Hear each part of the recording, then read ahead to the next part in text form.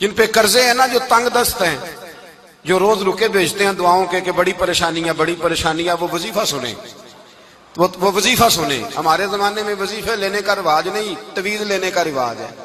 لینا چاہیے، تویز بری چیز نہیں، اچھی چیز ہے، لیکن زیادہ کام برکت والا کیا ہے؟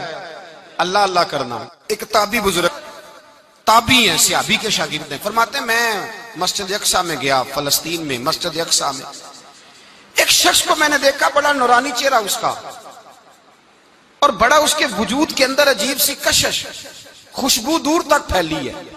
وہ بندہ نا نماز نہیں پڑھ رہا تھا، سجدہ ہی کرتا جا رہا تھا، ایک سجدہ، دوسرا سجدہ، تیسرا سجدہ، اور سجدہ کرتا تو دیر تک سجدہ کرتا، پھر سجدہ کرتا تو دیر تک۔ کہتے ہیں جب وہ فارغ ہوا تو میں نے گزارش کی، کہتے ہیں جب وہ فارغ ہوئے تو میں نے گزارش کی، میں نے کہا بزرگوں ایک بات پوچھنے کو دل کرتا ہے۔ انہوں نے کہا پوچھو۔ کہنے لگے آپ اتنے سجدے کیوں کرتے ہیں؟ کہتے ہیں میں نے پوچھا تو بزرگوں نے رونا شروع کر دیا، اتنا روئے کہ ہچکی بد گئی۔ پھر میں نے کہا حضور میں نے کوئی غلط بات پوچھ لی، آپ تو پریشان ہو گئے؟ کہنے لگے پھر رونے لگے۔ میں نے پھر کہا حضور آپ، میں نہیں پوچھتا سوال، کرتے پھر رونے لگے، 3 دفعہ روئے تو کہنے لگے سنو میں رسول اللہ کا صحابی ہوں، میں نبی پاک کا، میں نے اپنے حبیب سے سنا ہے کہ جب کوئی بندہ رب کو ایک سجدہ کرتا ہے تو اللہ اس کے گناہ معاف کرتا ہے، ایک سجدہ کرتا ہے تو اللہ کیا کرتا ہے؟ بولیے، اللہ گناہ بھی معاف کرتا ہے، رب اسے نیکی بھی عطا کرتا ہے، اور اپنی بارگاہ میں اس کا درجہ بھی بلند فرماتا ہے۔ ایک سجدہ اور 3 فائدے، گناہ بھی معاف ہوئے، نیکی بھی ملی، اور درجہ بھی بلند ہوا۔ کہتے ہیں یہ کہہ کے بزرگ پھر رونے لگے۔ جب وہ خاموش ہوئے تو میں نے کہا حضور اگر ناراض نہ ہوں تو مجھ پر تو کیفیت ہی عجیب طاری ہو گئی ہے، آپ کے اس رنگ نے میرا بھی رنگ بدل دیا ہے، پوچھ سکتا ہوں آپ کون ہیں؟ پوچھ سکتا ہوں آپ کون ہیں؟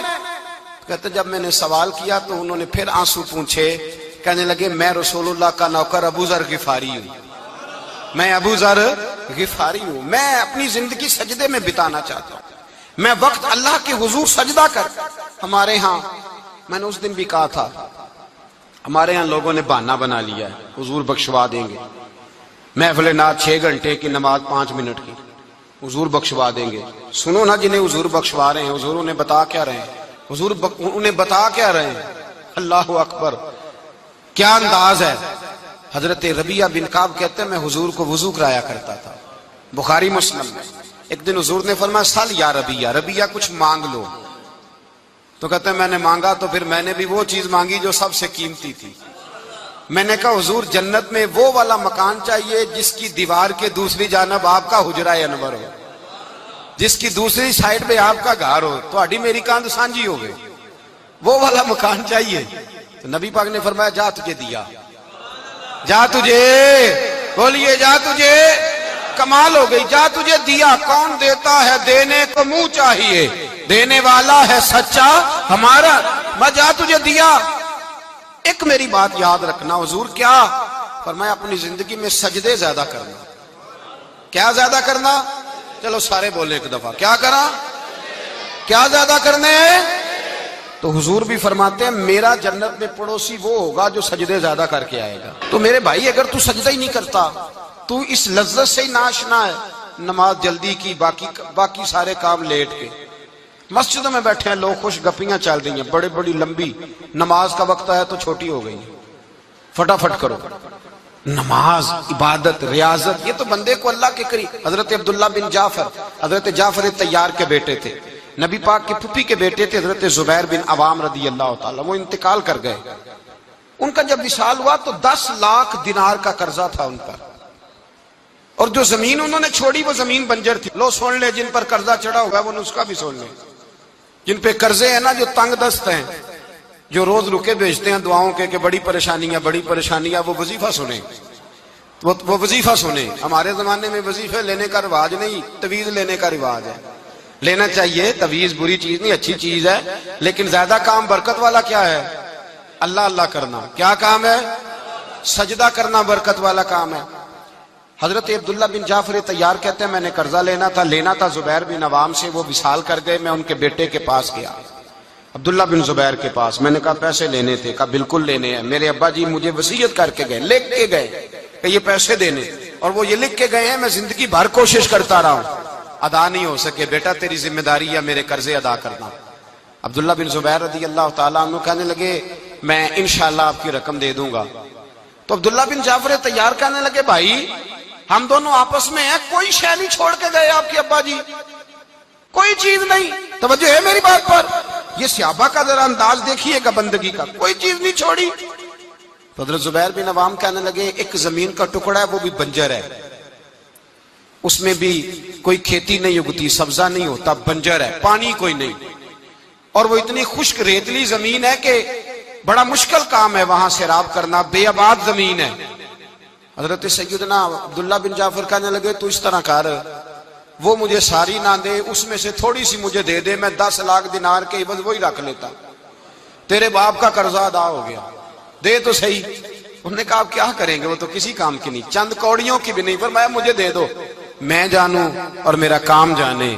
او بھائی یہ تھے بندگی والے لوگ, یہ تھے جن کا رب سے رشتہ ہے, جنہوں نے حضور کے صلی اللہ علیہ وسلم کے پاس بیٹھ کر بندگی سیکھی تھی. کہتے زمین کا ٹکڑا لے لیا, بنجر بے آباد ریتلی زمین, جب میرے حصے میں آئی پہلے دن اپنے غلام سے کہنے لگے جو جگہ تجھے زیادہ سخت لگتی ہے نا وہاں میرا مصلی بچھا دے, جو تجھے زیادہ بنجر بے آباد لگتی ہے وہاں مصلی بچھا, مصلی بچھا. غلام نے مصلی بچھایا تو عبداللہ بن جعفر نے اللہ اکبر کہہ کے نیت باندھی. یہ حضرت جعفر طیار کے بیٹے ہیں, حضرت علی کے بھتیجے, انہوں نے نیت باندھی نماز کی, سر سجدے میں رکھا, رونے لگے, کہنے لگے اللہ میں بھی تیرا بندہ اور جس سے لینے تھے وہ بھی تیرا بندہ, خدا بندہ ہمارے درمیان مہربانی فرما, کرم نوازی کر, رحمت کا فیصلہ فرما. اتنا روئے کہ مصلی بھیگ گیا. کہتے اتنا تڑپ رہے تھے کہ صحابہ اکٹھے ہو گئے ان کے گرد, مصلی بھیگ گیا. جب بھیگا ہوا مصلی نماز مکمل کر کے اٹھایا نا, کہتے مصلی اٹھایا تو نیچے سے اللہ نے پانی کا چشمہ جاری فرما دیا, اللہ نے پانی کا چشمہ جاری کر دیا. فرمایا بناؤ حوض, کرو کھیتیاں سیراب. فرماتے ہیں جہاں ایک درخت نہیں اگتا تھا اللہ نے پورا باغ اگا دیا, جہاں ایک پھل نہیں ہوتا تھا وہاں عالی شان پھل لگ گئے, قرضے بھی ادا ہوئے. حضرت زبیر بن عوام کے بچوں کے پاس مال دولت بھی بچ گیا. لوگ جب کہتے ہیں یہ ساری کس چیز کی برکت ہے, اور فرماتے یہ ساری سجدوں کی برکت ہے, یہ رب کی بندگی کی برکت ہے جی, اس کی بارگاہ میں نماز پڑھنے کی. مسلمان توجہ نہیں کرتا, توجہ نہیں. جاگ رہے ہیں آپ حضرات؟ یہاں کوئی حکومت اعلان کرے نا کہ ہر نماز کے بعد 500 روپیہ, کتنا جی؟ میرے خیال کسی بھی نہیں ہونا مسجد جی, آن گے کہ نہیں؟ نہیں تھوڑے جے بول دے ہو, جڑے نہیں بول دے ہونا تو بالکل ہی نہیں نہ ہونا, ہونا پکا پتہ لگ. او خدا کے بندو بات سمجھو, رب فرماتا ہے تو مسجد آدھا میں تجھے برکت عطا کروں گا. کئی جگہ مسائل نہیں بنا دیے گئے, وہ چھوڑو دیے تو نفل ہے, چھوڑو دیے تو غیر مؤکدہ ہے.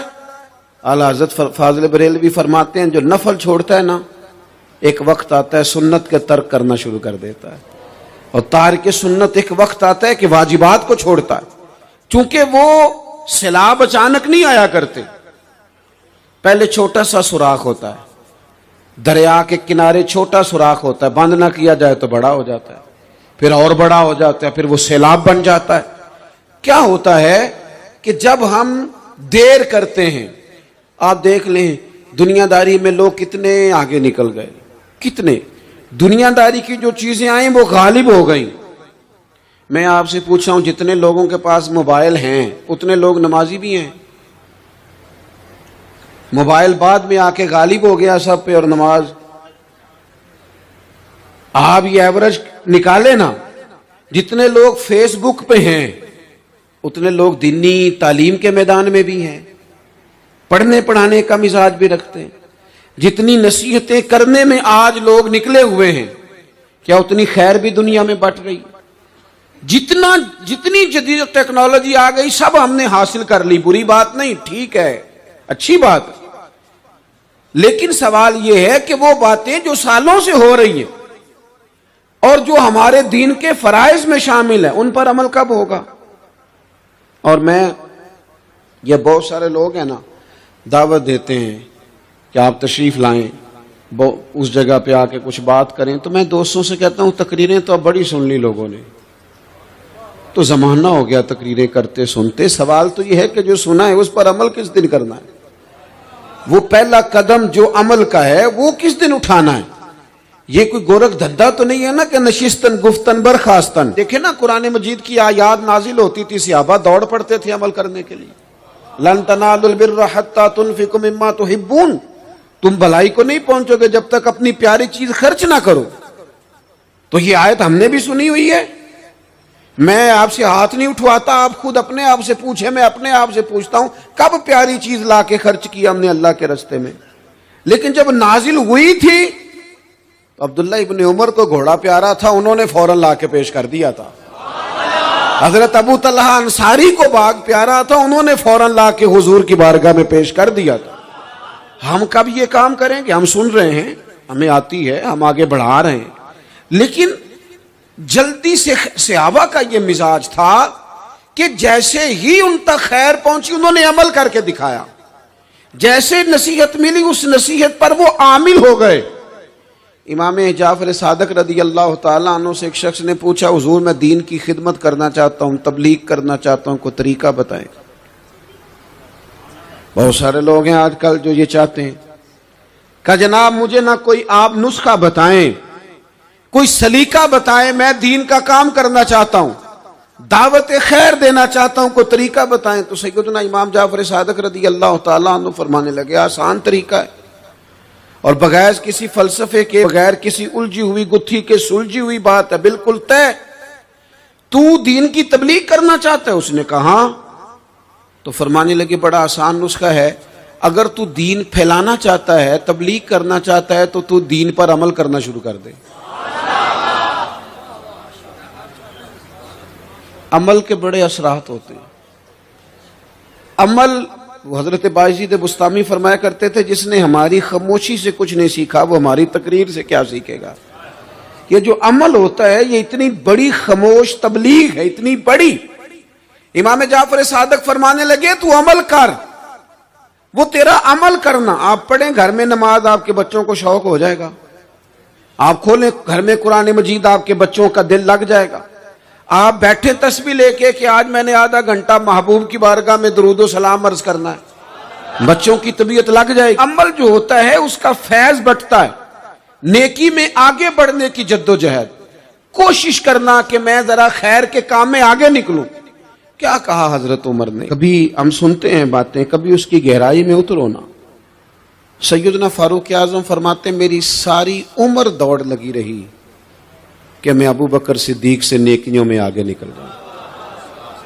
ساری زندگی میری دوڑ رہی، جد و جہد رہی کہ میں ابو بکر صدیق سے آگے.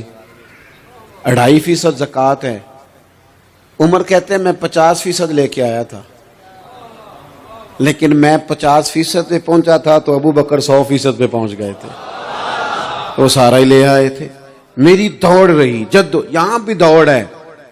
میری عزت کرو، میرے آنے پہ کھڑے ہو جاؤ، معاذ اللہ میرا اکرام کرو، میں فلاں صاحب ہوتا ہوں، قبیلے میں، برادری میں، سوسائٹی میں، سماج میں یہ نام رکھتا ہوں، میں فلاں سیاسی، سماجی، فلائی، رفائی تعارف رکھتا ہوں، میرا فلاں معاملہ ہے.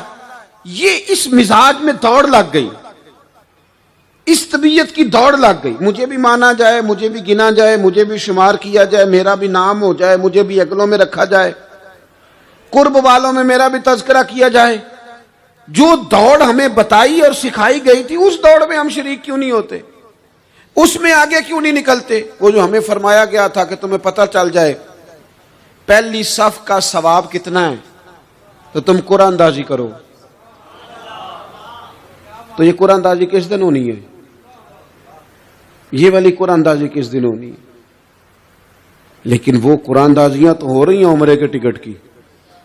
اتنے عمرے کے ٹکٹ، اتنے عمرے کے، اچھی بات ہے، اس کی بھی کوئی مخالفت نہیں. لیکن جو کام جس میں آگے بڑھنا تھا، جس میں جد و جہد کرنی تھی، جس میں دوڑنا تھا، جس میں کاوش کرنی تھی، اس میں تو ہم پیچھے ہیں. زندگی اتنی تیزی سے گزر رہی ہے، آپ یقین کریں پیچھے پلٹ کے دیکھتے ہیں تو پتہ ہی نہیں چلتا کتنے سال بیت گئے. بھی ایسے لگتا ہے کل ہی تو ابھی داخل کرایا تھا گھر والوں نے اسکول میں، ابھی اگلے دن کی بات ہے دارالعلوم میں داخل ہوئے تھے اور اتنے سال بیت گئے، اتنا وقت گزر گیا۔ ہم عجیب مزاج کے لوگ ہیں، یہ چاہتے ہیں کہ ہمارے بچے بڑے ہو جائیں، یہ نہیں چاہتے کہ ہم بوڑھے ہو جائیں۔ دیکھیں اگر بچے بڑے ہوں گے تو لازمی نتیجہ ہے کہ ان کے بڑے، لیکن ہم دونوں باتوں میں اپنا مزاج رکھتے ہیں، بچے بھی بڑے چاہیے ہمیں اور ہم خود بھی اپنے آپ کو بوڑھا تسلیم کرنے کو تیار۔ ماشاءاللہ جی میرا بیٹا جوان ہو گیا، تو جناب آپ کیا ہو گئے؟ اب آپ بھی تو بتائیں نا، آپ کہاں پہنچ گئے؟ وہ کیا دور تھا جب کہتے تھے میرے بیٹے کو میرا جوتا پورا آنے لگا ہے۔ جیسے جیسے بچے بڑے ہوتے تھے والدین کے لہجے میں ٹھہراؤ آتا تھا، ان کی 5 نمازوں کے ساتھ تہجد بھی شروع ہوتی تھی، اشراق اور چاشت بھی شروع ہوتی تھی۔ وہ چاہتے تھے کہ ہمارے بچے ہمیں زیادہ سے زیادہ خیر کرتا دیکھیں، وہ اپنے لفظوں پر، جملوں پر، زبانوں پر، انداز پر کنٹرول کرتے تھے۔ میاں بیوی ایک دوسرے سے کہتے تھے اب لڑنا نہیں ہے، بچے اثر قبول کرتے ہیں، بڑے ہو گئے، اب ہمیں ماحول اور طرح کا بنانا ہے۔ کب آگے نکلیں گے نیکیوں میں؟ کب ہم جد و جہد کریں گے؟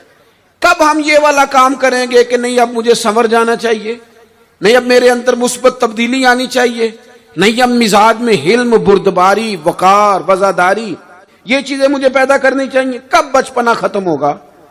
وہ کسی درویش نے کہا تھا نا کہ میں نے 22 سال کے بوڑھے دیکھے اور میں نے 65 سال کے بچے دیکھے۔ کہا جناب کیا معنی؟ کہنے لگے معنی یہ ہے کہ بزرگی سمجھ کے ساتھ ہوتی ہے، عمر کے ساتھ تھوڑی ہوتی ہے۔